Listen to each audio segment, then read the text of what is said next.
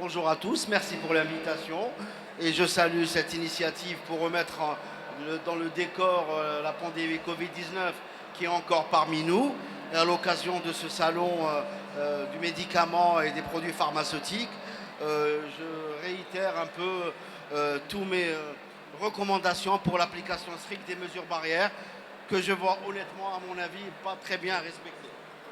C'est pas grave. Donc on passe sur ça. Et donc, après 16 mois d'évolution du Covid-19 en Algérie, depuis mars, le premier cas depuis mars 2020, pardon, on a essuyé quand même beaucoup d'étapes dans cette lutte d'allure mondiale, cette pandémie qui au jour d'aujourd'hui fait encore des ravages dans beaucoup de pays, y compris le nôtre, où actuellement on est dans une phase de hausse et de tendance haussière menaçante, inquiétante, et il faut réellement la prendre au sérieux et éviter tous les paramètres qui puissent éventuellement aggraver la situation, d'autant plus que au plan infrastructure hospitalière, on est pratiquement débordé, à partir à 100% en service d'hospitalisation et à plus de 100% dans les services de réanimation. Donc faire très très attention à la situation actuelle.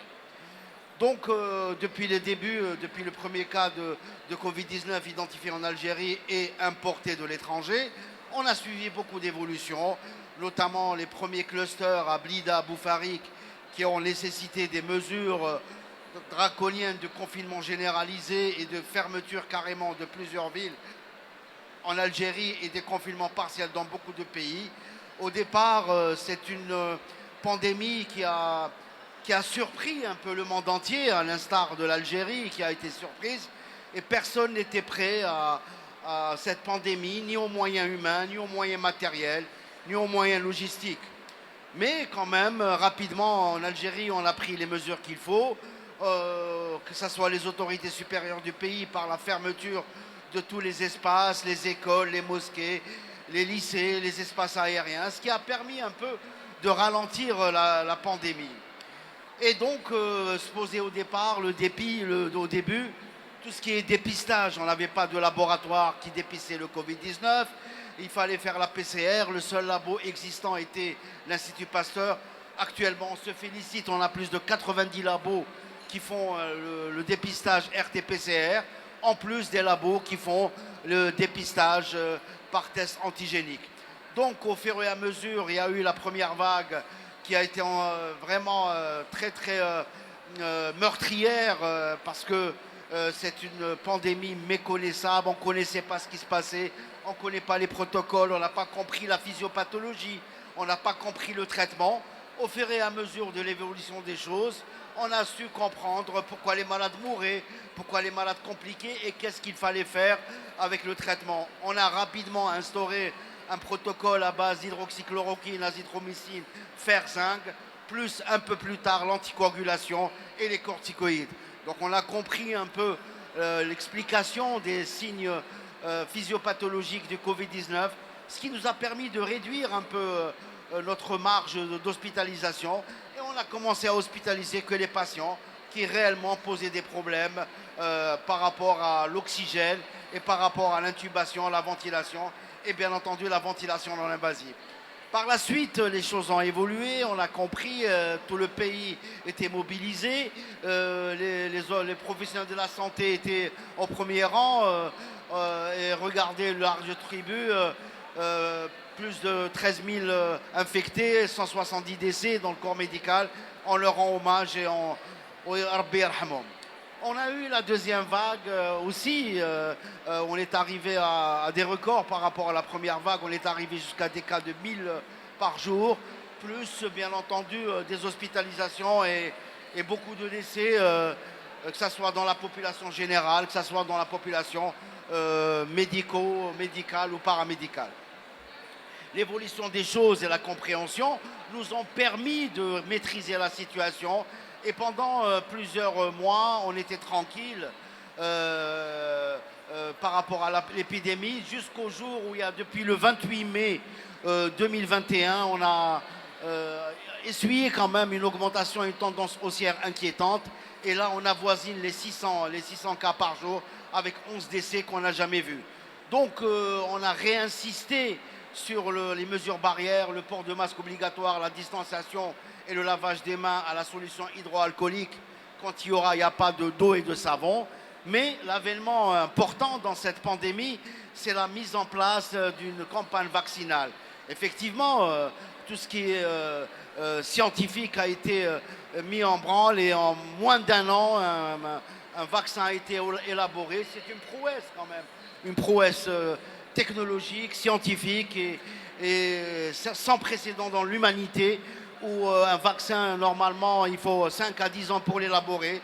Dans le cas de l'urgence, ces vaccins ont été élaborés avec des plateformes nouvelles, notamment le plateforme génétique qui se pose sur l'ARN messager, plus les plateformes classiques avec virus atténué. Donc a débuté une campagne de vaccination en Algérie depuis le mois de janvier, et on essaye de booster cette campagne de vaccination et de sensibiliser les gens qui étaient un peu résidents, la population qui est réticente.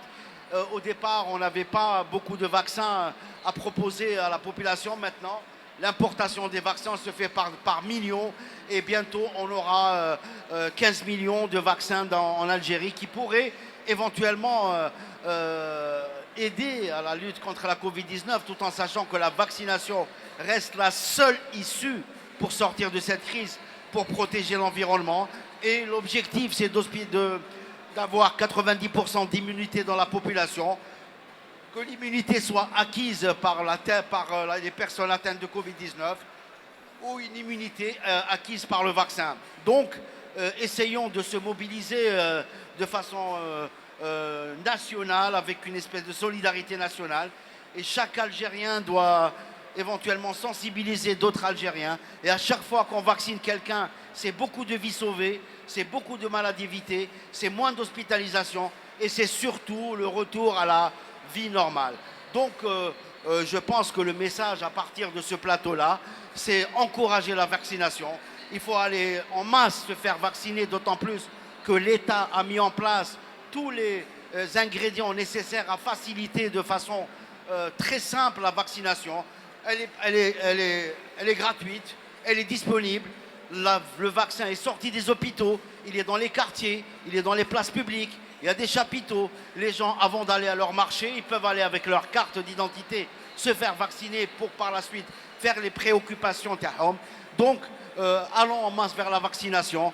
Et le mot de la fin, c'est que éventuellement, j'encourage tous les gens qui m'écoutent et les gens qui ne m'écoutent pas à aller se vacciner rapidement et à sensibiliser autour d'eux tout le reste de la population. Je vous remercie.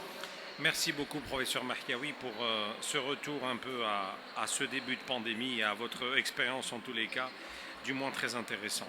Alors, nous avons également dans le panel un producteur de médicaments, un fournisseur de dispositifs médicaux. Nous allons également écouter vos avis sur un état des lieux de cette situation depuis le début de la pandémie. Et puis, Dr Sanadiri, représentant du CNOP, interviendra par la suite. Hassan. Vous allumez le micro, s'il vous plaît. C'est bon? C'est bon? Ah ok, très bien. Voilà. Bonjour, Hassan Zouririne, directeur général adjoint des laboratoires Mérinal. Donc je voulais vous parler un peu d'abord vous remercier d'être là, parce que c'est un état des lieux vu par un opérateur pharmaceutique qui a été aussi, à l'initiative de son directeur général Nabil Mellah, acteur, comme il a toujours désiré, acteur de santé publique. C'est ce qu'on voulait être en tant que laboratoire. Donc, dès que la pandémie s'est propagée, s'est annoncée, on a pris, bien entendu, comme tout le monde, des mesures internes en ce qui concerne la protection de nos collaborateurs, qui sont au nombre de 1000, en pratiquant les gestes barrières, en fournissant des masques, en prenant des mesures en ce qui concerne la logistique. Pourquoi? Parce que nous avions une responsabilité vis-à-vis des praticiens et des patients de continuer à fournir les médicaments aux prescripteurs et aux patients. En dehors de ça, nous avons aussi assumé aussi notre rôle en tant qu'entreprise responsable en collaboration avec nos partenaires, c'est que nous avions tout de suite mis à disposition des devices tels que les CPAP, dont expliquera la fonction mon ami ici présent, le directeur des laboratoires Vigon. Nous avons mis nous avons équipé plus d'une centaine de centres. Nous avons aussi équipé en laryngoscope plus d'une centaine de centres. Les laryngoscopes ont permis l'intubation, donc on était déjà dans le respiratoire. On a mis à disposition aussi, toujours sous,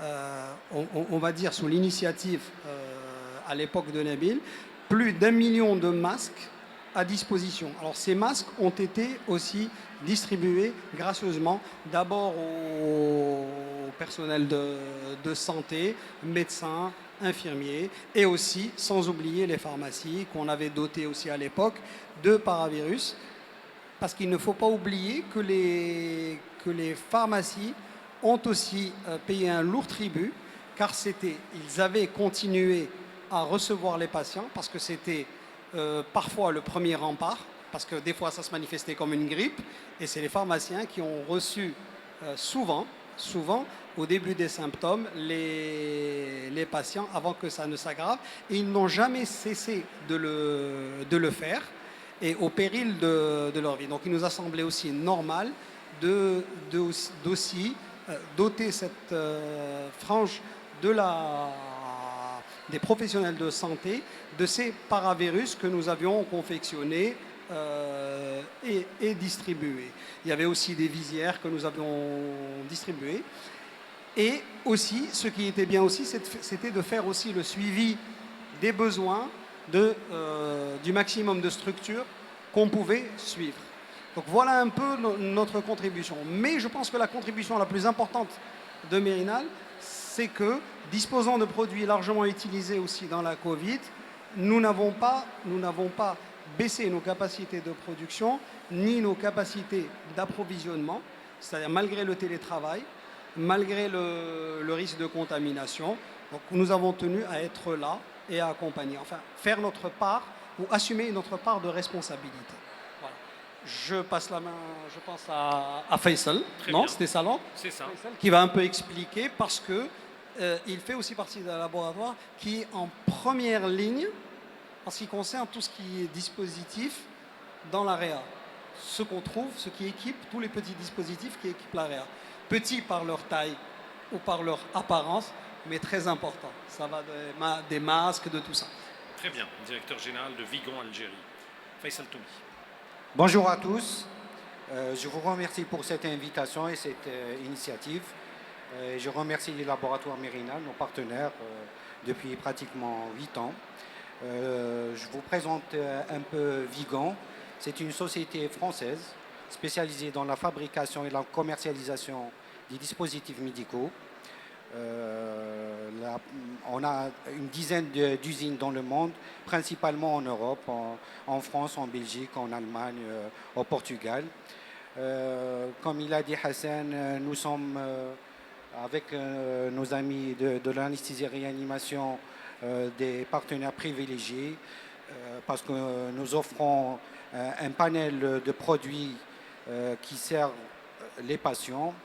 Et lors du démarrage de cette pandémie, nous avons vu les mêmes demandes s'accentuer sur pratiquement les mêmes produits.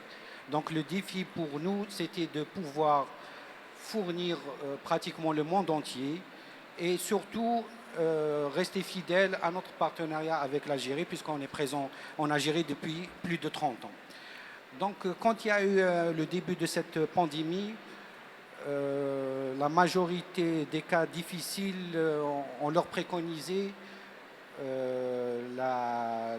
l'intubation et la mise sur respirateur, et ça a provoqué énormément de dégâts. Suite à la demande de Mérinal, ils nous ont dit comment on va pouvoir contribuer efficacement. Donc nous, on a pensé à un produit qui existe depuis 20 ans dans notre gamme, qui n'était pas destiné franchement à traiter le Covid en lui-même ou les complications du Covid, mais il y avait des lésions pulmonaires sur les détresses respiratoires qui ressemblaient aux atteintes qui sont provoquées par le Covid. Donc on a proposé la mallette CPAP que j'ai là. En fait, c'est un dispositif qui est très simple à mettre en place. Et le but de ce dispositif, c'est essayer d'éviter aux patients qui se retrouvent sous respirateur. Le mettre sous respirateur, c'est un peu le condamner, puisque les statistiques parlent de plus de 50% de décès après intubation. Donc je vous montre le dispositif qui a l'air très simple. Donc d'abord, qu'est-ce que c'est qu'une CPAP? C'est la Continuous Positive Airway Pressure, c'est-à-dire on va apporter aux patients de la pression positive en continu. Ce n'est pas de l'oxygénothérapie pure, parce que quand vous avez un poumon qui est défaillant, quand vous avez des alvéoles qui sont défaillantes, qui ne fonctionnent plus, qui sont collabées, lui ramener de l'oxygène, même si on va augmenter le débit d'oxygène, le poumon de toutes les façons, il ne va pas pouvoir fonctionner tout à fait normalement. Donc, avec la CPAP Boussignac, qui est... Excusez-moi. Alors, c'est ça la valve de Boussignac. En fait, ça a l'air tout simple, tout bête, tout léger, mais à l'intérieur, c'est un système qui est très complexe. Donc, ça va apporter de l'oxygène de la tubulure. À l'intérieur, il y a un système qui va faire accélérer l'arrivée d'oxygène à travers des canules qui vont rétrécir progressivement. Il y a aussi à l'intérieur un système de déflecteurs. Donc, il y aura 4 G qui vont se rejoindre au milieu. Ça va créer une turbulence et ça va donner de la pression positive. C'est un peu long à expliquer, mais vous allez comprendre. En fait, quand vous avez des alvéoles qui ne fonctionnent plus, elles vont se collaber, elles vont se fermer. Donc nous, à travers ce système-là, qu'est-ce qu'on va essayer de faire? On va essayer d'ouvrir ces alvéoles et on va essayer d'augmenter le recrutement alvéolaire. Parce qu'un patient, on va dire, qui a le Covid, c'est quoi le signe le plus alarmant? C'est l'hypoxémie, c'est le manque d'oxygène. Le patient commence à s'étouffer. Donc nous, si on fait l'effet inverse, on va ouvrir les alvéoles, que ce soit celles qui sont atteintes ou celles qui sont saines, on va augmenter aussi la surface d'échange à l'intérieur, on va ramener plus d'oxygène aux patients. Le temps que les médicaments, la thérapie fassent son rôle, et il peut dépasser un cap et ne pas arriver à l'intubation. Parce que le but ultime, c'est d'éviter l'intubation, parce que tout le monde sait qu'on manque de respirateurs et il est impossible de prendre tout le monde sous respirateur. Et comme je l'ai déjà dit, c'est un peu le condamné. Donc comme il a dit Hassan, le deuxième dispositif qu'on avait proposé, c'était les vidéolaryngoscopes. Parce qu'il fallait essayer de sauver les patients qui étaient Covid, mais on a aussi pensé aux médecins. Les médecins qui doivent intuber un patient, que ce soit il est Covid ou il peut être à risque, ils doivent, quand ils intubent le patient, ils doivent maintenir une distance de sécurité. Donc un vidéolaryngoscope, c'est quoi? C'est comme un laryngoscope ordinaire, mais il a une caméra, il a un écran, donc le médecin, il peut intuber et à distance. Donc on a pensé, que ce soit dans le cas du Covid, dans les réanimations médicales, ça peut servir, les patients Covid, ou les médecins qui assurent les urgences chirurgicales, parce que les blocs devaient continuer, mais il fallait aussi préserver nos médecins. Donc on a proposé ce deuxième dispositif. Donc voici grosso modo, mais à côté de cela, on a énormément de produits qui servent en anesthésie-réanimation, les cathéters et plein d'autres dispositifs. Parfait. Donc nous avons eu le témoignage d'un professionnel de la santé qui est au front depuis le début de la pandémie, les opérateurs en pharmacie aussi qui ont leur rôle à jouer puisqu'il s'agit de médicaments, d'équipements, le conseil de l'ordre maintenant puisque le pharmacien à son tour a joué un rôle prépondérant depuis le début de la pandémie. Docteur Sanaderi. Bonjour tout le monde, Sanaderi, Mohamed Sabhi, pharmacien d'officine et élu dernièrement secrétaire général de l'ordre des pharmaciens de l'Algérie. Voilà. Bon, le pharmacien, comment il s'est comporté durant toute cette crise et ces différentes vagues qui se répètent et qui reviennent tous les 3 4 mois. On a remarqué qu'au début, le pharmacien s'est comporté vis-à-vis du Covid, il s'est adapté aux différentes situations. Donc, il s'est mobilisé, on a commencé à voir avec le personnel pour réduire, parce que comme il y avait des horaires de confinement, il fallait réduire les horaires du travail suivant et laisser un peu de temps pour que le personnel revienne chez lui. On a été présents, donc on n'a pas déserté nos pharmacies. Toutes les pharmacies sur le territoire national étaient ouvertes. Elles dispensaient les médicaments, alors tant bien que mal, parce qu'il y avait plusieurs schémas thérapeutiques. Au départ, il y avait l'hydroxychloroquine qui était préconisé. Alors, beaucoup de pharmaciens ont essayé de faire des petits stocks comme ça, mais finalement, cette idée d'hydroxychloroquine, elle a été mise à l'écart. Et après, d'autres médicaments sont entrés en jeu, entre autres tout ce qui est anti-inflammatoire, antibiotiques, plus les produits pour tout ce qui est anticoagulant, pour ne pas... et on a retrouvé que les traitements, le pharmacien était confronté à des traitements pratiquement uniques dans la journée.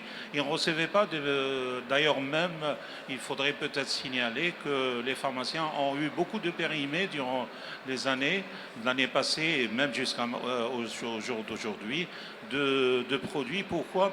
Parce que beaucoup de spécialités de médecins n'exerçaient pas leur fonction.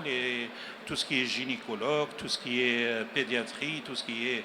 Pourquoi ils n'exerçaient pas? Parce que peut-être que les malades n'allaient pas vers ces médecins, et surtout les privés, hein, parce que c'est les privés qui ont reçu un bon coup. Pourquoi? Parce que les malades étaient préoccupés par... la population était préoccupée par cette histoire de Covid.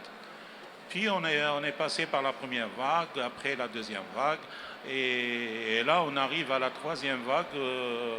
Les résultats disent que fin juin, ils étaient à 250 atteints par jour. Là on frôle les 500 personnes qui sont atteintes par jour. Le pharmacien, il est toujours présent. Les traitements n'ont pas évolué, on est resté sur le même traitement. Et les malades, là, on remarque une recrudescence, c'est-à-dire une augmentation du nombre d'atteints. Et beaucoup de malades viennent chercher avec leurs médicaments, avec des ordonnances types qui se répètent. Bien sûr, il ne faut pas oublier qu'il y avait aussi les compléments alimentaires qui sont entrés en jeu pour essayer d'augmenter l'immunité. Et on a remarqué que beaucoup de nos fabricants et industriels se sont penchés sur ces produits.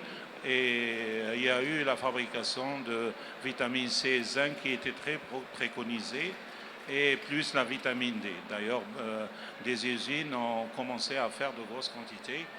Et là bon, qu'est-ce qu'on pourrait dire par rapport à cette pandémie qui est présente en Algérie? Qu'il faudrait se prémunir, qu'il faudrait se vacciner, parce que l'État nous a ramené des vaccins sur le territoire national présent, et le nombre augmente en quantité de jour en jour. Il y a des différents types de vaccins, et même on va installer une usine prochainement à Constantine pour fabriquer le Sputnik, le V,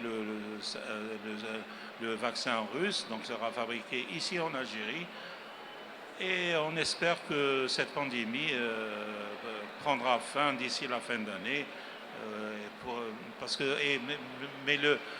Mais cette vaccination, c'est elle qui va essayer d'éradiquer ce virus et ne plus le revoir l'année prochaine, Inch'Allah.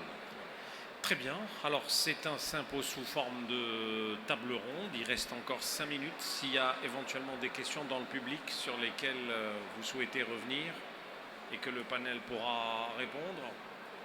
Vous voulez poser une question? Le micro est juste à côté. Il est là. Docteur Jules Farid, pharmacien d'officine, plus de 30 ans en officine, membre du conseil de l'ordre d'Alger. Je voudrais juste poser la question sur cet appareil. Est-ce qu'il sera disponible en pharmacie? Et quel est l'avantage, d'après votre intervention, sur le plan économique, il sera moins cher que le fameux appareil qui coûte dans les 150 000 à 140 000 dinars. Donc on voudrait savoir la disponibilité TAO et en plus l'usage. Vous devez faire une petite formation aux pharmaciens d'officine pour montrer le truc aux malades. Je vous remercie pour cette question. En fait, ce dispositif, il est à usage hospitalier essentiellement. Il s'adresse à des professionnels et il faut une surveillance quand vous l'utilisez. Il ne peut pas être diffusé partout, il ne peut pas être utilisé à la maison parce qu'il y a des pressions à surveiller, il y a un état hémodynamique à surveiller et on ne peut pas le diffuser dans les officines à usage, on va dire, au grand public. Voilà. Donc il sera plus pratique pour le médecin qui se déplace à la maison. Voilà. Parce qu'il est transportable. Au lieu de transporter parce qu'actuellement, il y a des médecins qui se déplacent. Vous le savez, des groupes de cabinets, on les appelle au téléphone, ils viennent avec tout leur matériel. Et je pense que ça doit être une alternative. Alors, s'il y a des gens dans les soins à domicile, oui, peut-être qu'ils peuvent le faire, mais il faut la présence du médecin en continu. Ou d'un professionnel pour le C'est matériel. des Voilà, médecins il qui faut- se il faut- déplacent. Alors en fait, je connais un petit rayon en ce qui concerne la santé à domicile, parce que en dehors de Vigon aussi, nous avons une gamme que nous fournissons pour les soins palliatifs, pour les personnes qui souffrent de cancer, etc. Donc en fait, dans la santé à domicile, il y a deux catégories de prestations que vous pouvez avoir. Vous pouvez avoir un infirmier spécialisé seulement, sans médecin, que ce soit pour les injections, les changements de pansement, la mise en place d'une sonde nasogastrique pour l'alimentation d'un patient, on va dire d'un patient nécessitant un apport hyperprotidique. Mais vous pouvez aussi avoir l'autre, donc on peut avoir les deux volets. Vous pouvez avoir l'assistance médicale. Ce ne sont pas les mêmes prestations. Dans ce type de prestations, ce que veut dire Faisal, Dr Toumi, c'est que dans ce cas bien précis, comme il a expliqué cet appareil est ingénieux par sa simplicité. Mais en même temps, il demande beaucoup de surveillance. Parce que c'est tout simplement un appareil qui, si vous pouvez imaginer un ballon de baudruche d'enfant, vos alvéoles sont comme un ballon de baudruche d'enfant qui n'est pas gonflé. Donc vous avez besoin de toute la surface pour profiter de la beauté du ballon. La beauté du ballon est donnée par l'oxygène. Donc cet appareil permet d'insuffler de façon positive, c'est-à-dire une pression positive, et gonfler ce ballon. Une fois que ce ballon est gonflé, il déploie toute sa beauté, bien sûr, il peut capter tout l'oxygène. En cela, ça en fait un appareil utile, mais possiblement dangereux. Donc par conséquent, il faut quand même une surveillance. La dangerosité ne vient pas de l'appareil, mais du confort qu'on peut avoir en se disant on a réglé le problème. Donc il faut surveiller plein de choses avec ça. C'est pour ça que oui, des sociétés de santé à domicile, mais spécialisées, qui sont capables de fournir, je vais utiliser le service qui va avec, c'est-à-dire le suivi du patient, avec un monitoring, etc. Donc c'est vrai qu'il paraît très simple, et il l'est, c'est ce qui est ingénieux. D'ailleurs, c'est de la plomberie, tout simplement. C'est ça, je ne me trompe pas. C'est quasiment de la super plomberie. Mais ça demande un savoir-faire pour en profiter au maximum. D'expertise. Voilà.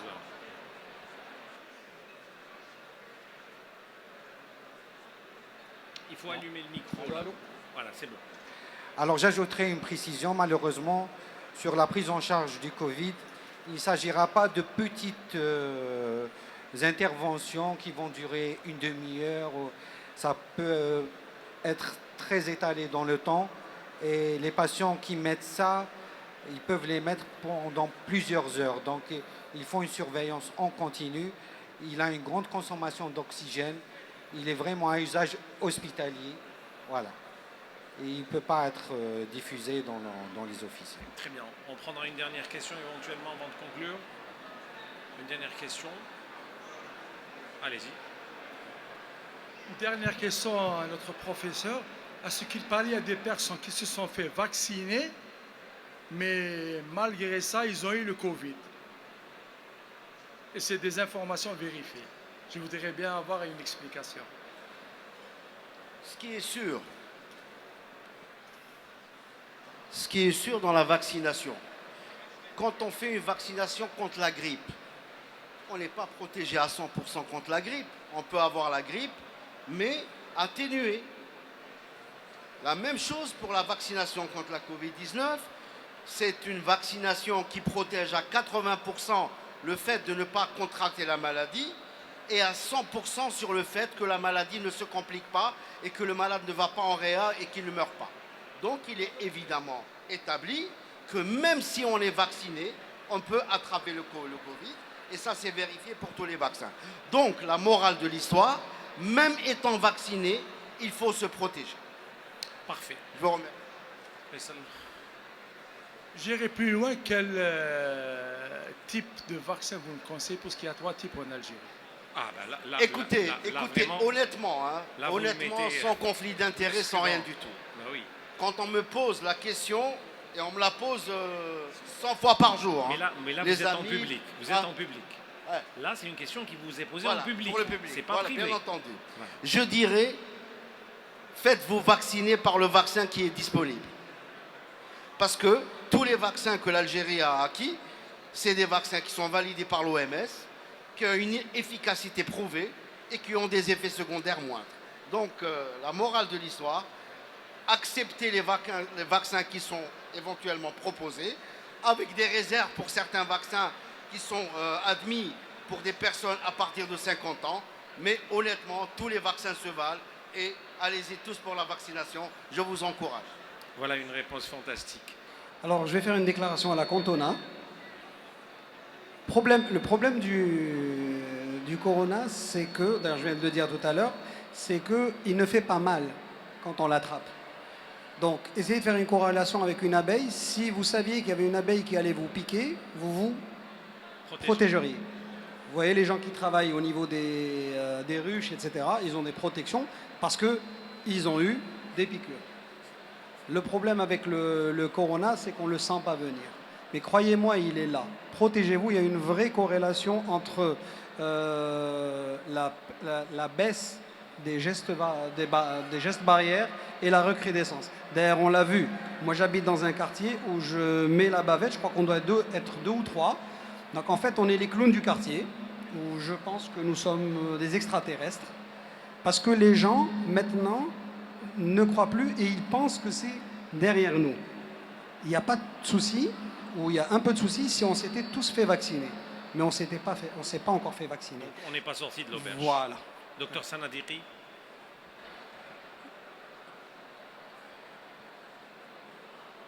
Bon, moi je terminerai par, je ne sais pas si, je pense que tout le monde a vu les Hongrois dernièrement dans le stade. Le stade était rempli à pratiquement 60 000 personnes et ils n'avaient pas de bavette, il n'y avait rien, il n'y avait pas de gel, il n'y avait rien. Ils assistaient à un match de football comme si de rien n'était.